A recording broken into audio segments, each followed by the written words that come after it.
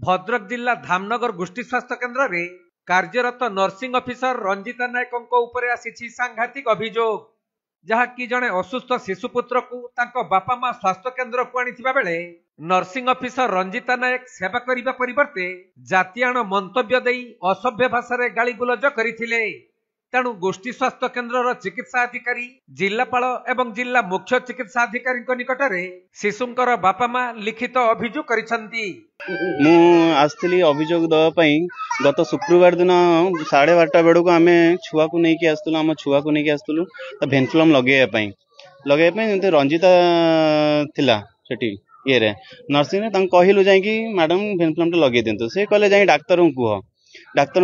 कहले मुझे लगेबी मु डाक्तर जा कहलु आम जा कहला बेड़ू डाक्तर छुआर अवस्था देखी पूरा असुविधा थिला। डाक्तर निजे उठिकी आसिकी सेठी सार श्री माधव सेठी सार थिले आ कामिनी मैडम थिले सार आसी कहले मैडम लगे दिंतु भेन्फुलमटा किंतु से कौन कहला मु लगे पारिबिनी भेन्फुलम जो पचारू आम कहीं आप लगे पारे ना मो इच्छा मु लगेबी न लगेबी तुम सड़ा पठाण तुम जाति अच्छी ना ये चली आस उल्टा सीधा एमती थे नुह 8-10 थर एमती समस्त खाली मु पीड़ित नुह बहुत सारा लोक अच्छा एमती होती कई स्वर उत्तोलन करना आम भी रिजिड है आमर भी से ये नाला ये करने लास्ट रिजिड है आम आसिलु सहायता नबू आईन सहायता नबू एबे आम सारू जा भेटिलु गोटे आमर 3टा ये लेखाई एफआईआर जड़े आम ये दिया हम एमओआईसी को दिया हम आउ गोटे कॉपी आमर कलेक्टर ऑफिस कलेक्टर को तबे धामनगर एनएसी अंतर्गत हबीबनगर बासिंदा मोहम्मद जमील कादरी और तांको पत्नी जबीना खातून तांको असुस्थ शिशुपुत्र को धामनगर गोष्ठी स्वास्थ्य केन्द्र को चिकित्सा पई आनिथिले। पर शिशुपुत्रर एक भैन फ्लो आवश्यक पड़िबारु कार्यरत नर्स रंजिता नायक को लगाइबाकू कहिथिले किंतु नर्स रंजिता नायक डाक्तर पाखरु लिखित आनिबाकू कहिबा परे कार्य थिबा डाक्तर माधव सेठी उक्त शिशुर अवस्था को देखि तुरंत भैन फ्लो लगाइबाकू नर्सिंग ऑफिसर रंजिता नायक को कहिथिले भी से डाक्तर कथा को मध्य भ्रुक्षेप करिनथिले। उलटी जातियाण शब्द लगाई शिशुर बापा और मां को असभ्य भाषा गाली गुलज करथिले। आज आम आसले से शुक्रवार दिन आम 12 आसले छुआ को लेकिन 2 मासर छुआ अच्छी आमर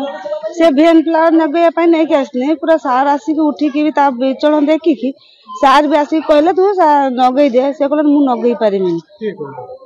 ये ना रंजिता मैडम सेमती कहले मो स्वामी जा पचार कहीं तुम नगई पारबनी से कहला मु नगई पार तुम जाति अच्छी ना कौन पठाण सब आस चली आसती तुम जाति अच्छी ना कौन अच्छी तो ये चली आस अभियोग कला मेडिकल अधिकारी कौन कहले कहले तुम जाओ तुम ये कर कौन सब अभियोग कले कौन सब अभियोग चाहते ट्रांसफर करा जाए। तबे एने शिशुर बापा माँ स्वास्थ्य केन्द्र अधिकारी को साक्षात करी नर्सिंग ऑफिसर रंजिता नायक विरुद्ध रे एक लिखित अभियोग करने सह मुख्य जिला चिकित्सा अधिकारी और भद्रक जिलापाल निकट में अभियोग करिसंती। तेणु यही घटना संपर्क में धामनगर गोष्ठी स्वास्थ्य केन्द्र चिकित्सा अधिकारी डाक्तर मनमय कुमार सामंत सिंहार प्रतिक्रिया नियाजिबारु से पूर्वरु मध्य नर्सिंग ऑफिसर रंजिता नायक विरुद्ध रे अभियोग आसीथिबा कथा कहिसंती। आउ तांको वार्निंग दिया जाइथिले मध्य कोनोसी कार्यानुष्ठान निया जाई नथिला हेले से ए बाबदरे जिला मुख्य चिकित्सा अधिकारी को अवगत कराई तांको निर्देश रे सठिक तदंत करी दोषी विरुद्ध रे दृढ़ कार्यानुष्ठान निया जिवो बोली कहिसंती। से अभियोगकारी मोहम्मद जमील कादरी से देइचंदी से आस्तेले कोन ट्रीटमेंट करिया पई 22 तारिख दिन तांको कोन मिसबिहेव हेछि बोली से वर्तमान अभियोग करिके गले एगो हमर उपरिस्थ अधिकारी तांको जणेबो एवं तार इंक्वायरी करी सर एबोली बारंबार अभियोग मडन तांको विरुद्ध रे आछि प्रकृति सर आपण केबे फील करले आपण केबे लांगुन कार्यानुष्ठान नेजो कार्यानुष्ठान तो किछि निया जाय नै केवल वार्निंग दिया हेछि आ वर्तमान सीडीएम को जणैला पर सीडीएम जहा कार्यानुष्ठान सर कोन दिसन केते थर देले सीडीएम वार्निंग गोटे थर दिया जाय जणा ता परे मन से परिवर्तन होना नै जो अभियोग लोकमान धारणा दे पे मध्य प्रस्तुत केले सीडीएम को जणैबो सीडीएम जहा इंक्वायरी करिवे जहा एक्शन नेबे सीडीएम ଏଭଳି ନର୍ସ ଗୁଡିକ କାର୍ଯ୍ୟାନୁଷ୍ଠାନ ହବା ଆବଶ୍ୟକତା ନା ଆବଶ୍ୟକତା ଅଭିଯୋଗ ଆସିଛି, ଅଭିଯୋଗର ପୁଙ୍ଖାନୁପୁଙ୍ଖ ତଦନ୍ତ ହେବ। ତଦନ୍ତ ହେଲା ପରେ ତାର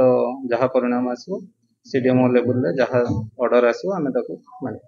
ତେବେ ଯାହା ସୂଚନା ରହିଛି, ଗତ ସେପ୍ଟେମ୍ବର ମାସରେ ନର୍ସିଂ ଅଫିସର ରଞ୍ଜିତା ନାୟକଙ୍କୁ ଧାମନଗର ଗୋଷ୍ଠୀ ସ୍ୱାସ୍ଥ୍ୟ କେନ୍ଦ୍ରରୁ ବଦଳି କରାଯାଇଥିଲା। କିନ୍ତୁ ନର୍ସ ଜଣକ ଏତେ କ୍ଷମତାଶାଳୀ ଯେ ବଦଳି ହେବାର ମାତ୍ର 2 ଦିନ ପରେ ଜିଲ୍ଲା ମୁଖ୍ୟ ଚିକିତ୍ସା ଅଧିକାରୀଙ୍କୁ ହାତବାରିସି କରି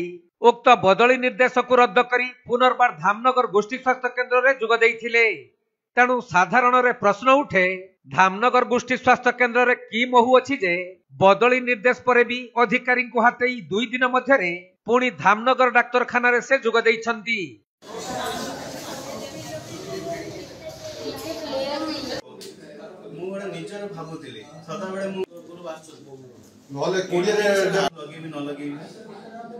ଭଦ୍ରକ ଜିଲ୍ଲା ଧାମନଗରରୁ ବିବେକାନନ୍ଦ ପଣ୍ଡାଙ୍କ ରିପୋର୍ଟ, କୋଣାର୍କ ଲାଇଭ୍।